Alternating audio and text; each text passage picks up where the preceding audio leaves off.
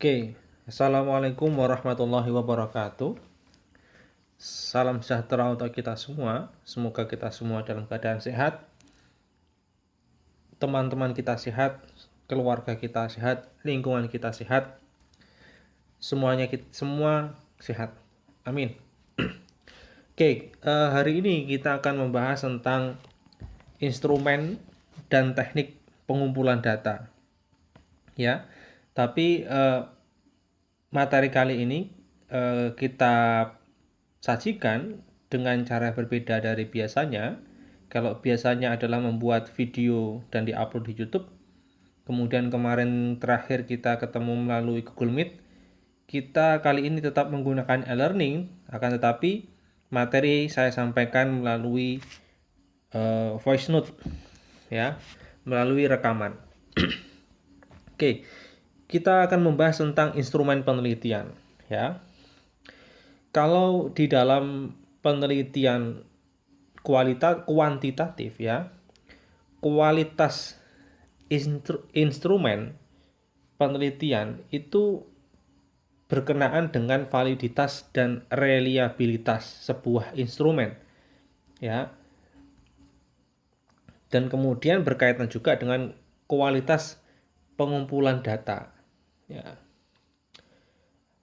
Akan tetapi apakah instrumen di dalam kualitatif itu apakah sama?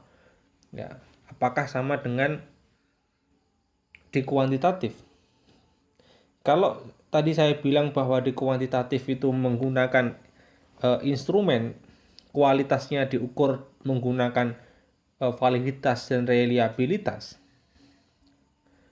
dan kemudian itu diterjemahkan menggunakan pedoman wawancara, kemudian kuesioner, ya, dan sebagainya. Kalau di kualitatif, yang menjadi instrumen itu berbeda, bukan sebuah alat ukur berupa kuesioner, tetapi alatnya adalah, ya, instrumennya itu adalah peneliti itu sendiri, ya. Jadi dia sendiri. Semisal kamu meneliti kemudian menggunakan kualitatif, maka instrumennya adalah dirimu sendiri, ya. Bukan alat yang kamu buat, ya, bukan kuesioner yang kamu buat, bukan.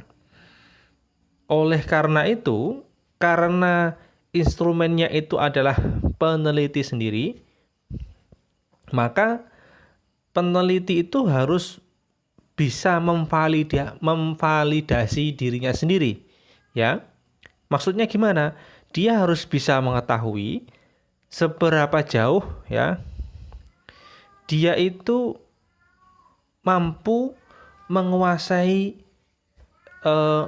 metodenya, gitu kan, menguasai topik yang dibahasnya, gitu kan, kemudian menguasai situasi sosial yang sedang dia teliti, ya.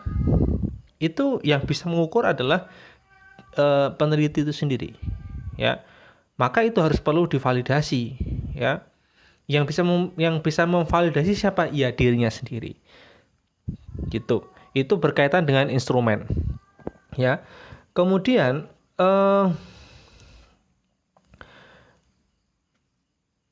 sebentar.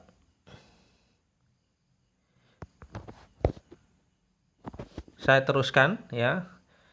Maka dari itu di dalam penelitian kualitatif itu, karena peneliti menjadi sebuah instrumen, maka peneliti itu harus benar-benar mampu menguasai yang saya bilang tadi itu, ya. Menguasai metodologi kualitatif, itu harus benar-benar tahu tahapan-tahapannya, ya. Jangan sampai kalian sudah terlanjur memilih kualitatif, akan tetapi kalian sendiri bingung, gitu kan? Bingung tahapannya itu seperti apa, prosesnya seperti apa, nanti teknik pengumpulan datanya seperti apa, gitu kan? Analisanya seperti apa? Jangan sampai seperti itu. Ya, kemudian kalian harus benar-benar memahami topik yang kalian teliti. Jangan sampai topik yang kalian pilih itu hanya sebatas hitam di atas putih. Maksud saya adalah hanya yang tertulis di dalam proposal saja. Jangan. Kalian harus mendalami itu hingga di luar kertas. Maksud saya kalian menghafal di luar kepala. Ya. Bagaimana pendapat si A tentang sebuah hal, ya, bagaimana si B berpendapat, si C berpendapat, kemudian apakah dari ketiga pendapat itu apakah ada persamaannya, kalau ada persamaan di mana hubungannya gitu kan. Kalau itu kemudian itu berbeda, maka perbedaannya di mana, apakah perbedaan itu bersifat pertentangan atau hanya sekedar berbeda. Itu harus benar-benar dikuasai, ya, karena pemilihan topik, ya, berkaitan dengan pemilihan topik yang itu harus dikuasai topik itu. Yang ketiga adalah berkaitan dengan penguasaan situasi sosial, penguasaan objek penelitian. Jangan sampai kalian itu meneliti, tetapi kalian tuh takut untuk terjun langsung mencari data ke objek penelitian, ya, gengsian gitu kan. Alah, lapo sih gitu kan udah urus aku kan bisa nyewa uang. Wah, bukan masalah menyewa orang atau tidak, tapi kemampuan meneliti di kualitatif itu ya berkaitan dengan instrumen itu adalah peneliti sendiri gitu ya. Kalian seorang pemalu gitu kan, malu bertanya, ya, bagaimana cara memulai pembicaraan itu juga susah itu. Kalian ketemu ibu-ibu yang sedang ngobrol, ya, ngobrol sambil petan, sambil rasan-rasan, misal. Kemudian kalian masuk sebagai seorang instrumen, kalian masuk ke tempat itu, kalian harus bisa memulai pertanyaan, membuka pertanyaan pertama itu harus bisa. Apakah ini nanti ketika saya mulai bertanya mereka akan marah karena mereka merasa terganggu, atau ketika saya mulai bertanya mereka akan slow saja, mereka menganggap itu hal yang biasa, gitu. Ya, itu harus benar-benar dikuasai karena ini berkaitan dengan validasi, ya, kemampuan kalian menjadi sebuah instrumen. Oke. Baik, saya lanjutkan lagi. Itu berkaitan dengan instrumen. Selanjutnya kita akan membahas tentang teknik pengumpulan data. Ya, di dalam sebuah penelitian, di dalam proses meneliti, hal yang tidak kalah penting itu adalah bagaimana teknik mengumpulkan data. Ya, pengumpulan data itu sebenarnya dapat dilihat dari berbagai hal, ya. Bisa dari settingnya, itu kan, bisa dari sumbernya, atau bisa dari caranya. Kalau dilihat dari settingnya, itu dapat dikumpulkan pada setting alamiah. Maksudnya adalah setting-setting yang kita tidak bisa merekayasa sebuah aktivitas sosial di masyarakat, ya. Aktivitas sosial itu ya berjalan ya seperti biasanya saja, alami, itu tanpa kita buat-buat, tanpa kita sutradarai, tanpa adanya reka adegan dan sebagainya. Itu setting alamiah gitu kan. Kemudian bisa juga melalui laboratorium, bisa juga. Ini kita bahas yang umum dulu, bukan yang kuali ya. Kita bahas yang umum dulu. Kita bisa pakai laboratorium sebagai tempat eksperimen, kita bisa menggunakan rumah sebagai settingnya, ya gitu kan. Bisa di tempat seminar, bisa di tempat bioskop dan sebagainya. Kemudian bila dilihat dari sumber datanya, bisa juga data itu dikumpulkan dari sumber primer dan kemudian sumber sekunder. Kalau sumber primer itu data yang diambil langsung dari sumber data, ya, langsung dari sumber data, itu primer. Contohnya kalian langsung wawancara kepada informan key-nya, informan kuncinya, kalian bisa wawancara. Itu merupakan salah satu bentuk sumber primer. Kemudian kalau sumber sekunder itu bisa berupa dokumen ya. Bisa berupa dokumen ataupun arsip. Atau lewat cerita orang lain itu bisa berupa sumber sekunder. Ya, itu bisa dijadikan data. Kemudian kalau dilihat dari cara mengumpulkan ya. Kalau dari cara mengumpulkan itu bisa dari pengamatan ya, observasi ataupun pengamatan, kemudian interview atau wawancara, atau menggunakan kuesioner atau angket ya. Kemudian dokumentasi dan gabungan keempatnya. Oke. Kalau kita membahas tentang kualitatif, bagaimana metodologi kualitatif itu mengumpulkan data ya. Di dalam penelitian kualitatif, pengumpulan data itu dilakukan pada natural setting ya, kondisi yang alamiah ya, tidak ada reka-reka, tidak ada sutradara, tidak ada reka adegan dan sebagainya lah. Pokok yang alami itu terjadi ya mengalir saja gitu. Kemudian dari sumber data primer dan teknik pengumpulan data lebih banyak pada observasi berperan serta. Maksudnya adalah observasi ya, kita itu terlibat langsung di dalamnya, kemudian kita melakukan pengamatan gitu kan. Kemudian bisa juga caranya adalah wawancara mendalam atau in-depth interview. Kemudian bisa juga menggunakan dokumentasi. Jadi itu tadi, kita kalau kualitatif teknik mengumpulkan data bisa satu dari sumber primer, kemudian menggunakan observasi ya, kemudian wawancara mendalam dan dokumentasi. Oke, kemudian ada beberapa macam ya, observasi itu ada beberapa macam. Kenapa kok observasi sih? Gitu kan? Yang menjadi pertanyaan, kenapa kok observasi, nggak cara lain? Jadi ketika kita melakukan observasi itu sebenarnya peneliti bisa belajar tentang perilaku manusia ya, tentang perilaku manusia, dan dari situ kita bisa mencari makna dari perilaku itu. Nah, di dalam penelitian kualitatif, makna itu adalah sebuah hal yang sangat penting gitu kan, karena di situ tersembunyi value dalam sebuah penelitian. Ya, ada beberapa macam yaitu kan observasi itu. Yang pertama adalah observasi partisipatif. Kemudian ada observasi terus terang dan tersamar. Kemudian yang ketiga adalah observasi tak terstruktur. Gitu. Yang pertama adalah kita bahas tentang observasi partisipatif ya. Observasi partisipatif itu adalah ketika peneliti terlibat dengan kegiatan sehari-hari orang yang sedang diamati atau digunakan menjadi sumber data. Jadi karena partisipatif ya, jadi ikut berpartisipasi terhadap kegiatan ataupun aktivitas dari informan ya.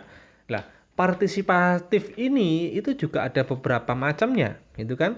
Yang pertama, ada yang namanya partisipasi pasif, ya. Maksudnya adalah peneliti itu datang ke tempat kegiatan tetapi tidak terlibat di dalam kegiatan tersebut, ya. Jadi ya datang saja, gitu kan? Observasi di tempat objek penelitian, datang saja tanpa ikut terlibat kegiatan mereka. Kemudian ada namanya partisipasi moderat. Ya. Partisipasi moderat ini adalah cara observasi yang diseimbangkan. Ya. Maksudnya adalah mereka peneliti itu mengumpulkan data, kemudian ikut observasi terhadap informan itu, tetapi mereka tidak semua kegiatan diikuti, ya. Tidak semua kegiatan informan itu diikuti, hanya diambil beberapa kegiatan saja. Semisal dalam satu minggu itu informan itu sangat padat kegiatannya, karena kita butuh data, maka kita melakukan observasi moderat.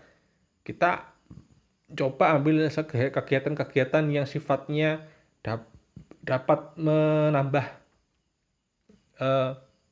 makna di dalam penelitian kita. Maka nggak semuanya, mulai dari tidur nggak mungkin kita amati gitu kan, atau sedang ngobrol sama siapa, sama anaknya gitu kan, ya macam-macam lah.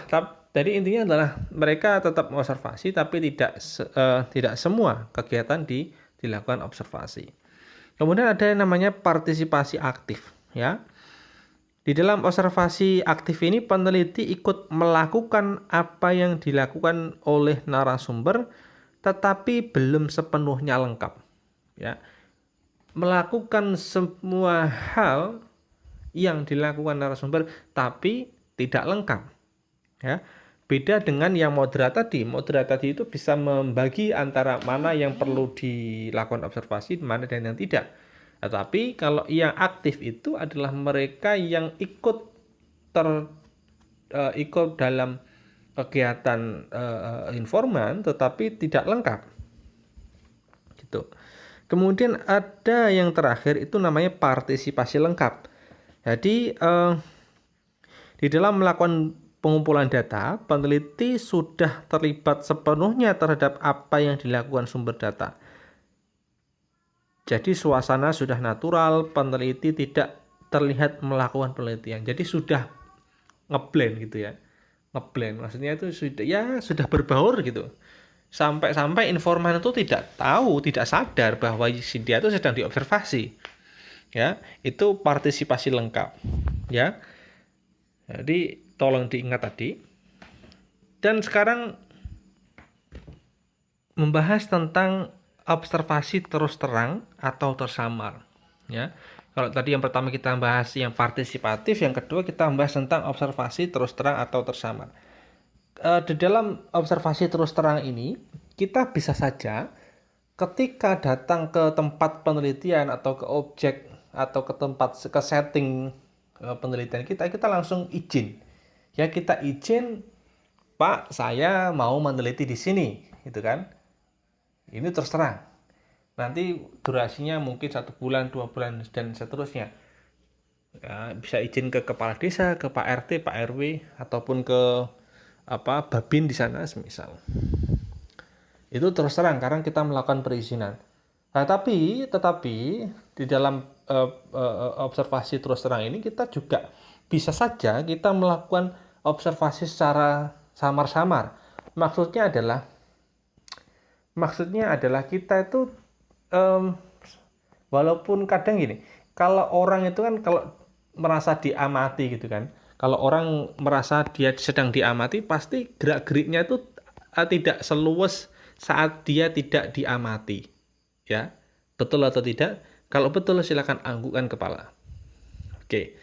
Nah, maka dari itu untuk mencegah hal yang tadi itu direkayasa itu kan, karena kita harus sifatnya natural itu, maka kita sebagai peneliti itu bisa melakukan observasi secara tersamar, mungkin berkaitan dengan data-data ataupun hal-hal yang sifatnya privasi atau sifatnya yang masih dirahasiakan.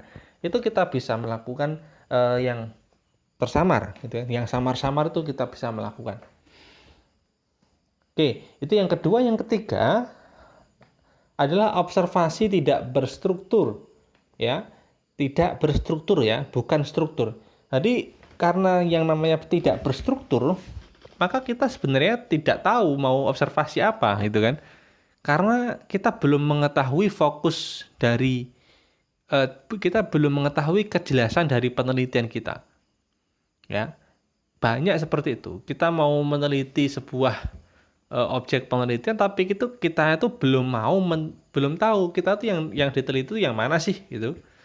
Maka yang perlu dilakukan adalah observasi tidak berstruktur. Kita melakukan pengamatan terhadap objek itu sampai kita mengetahui, oh, fokus saya di situ. Nah, baru kita melakukan kembali kemudian melakukan kembali menggunakan observasi apa namanya, terus terang, tersamar ataupun partisipatif. Ya, jadi seperti itu. Oke, materi hari ini cukup itu saja dulu. Kita lanjutkan tentang observasi ini di minggu berikutnya. Oke ya. Kurang lebihnya saya mohon maaf. Kalau ada kelebihannya tolong dikembalikan. Saya akhiri. Assalamualaikum warahmatullahi wabarakatuh.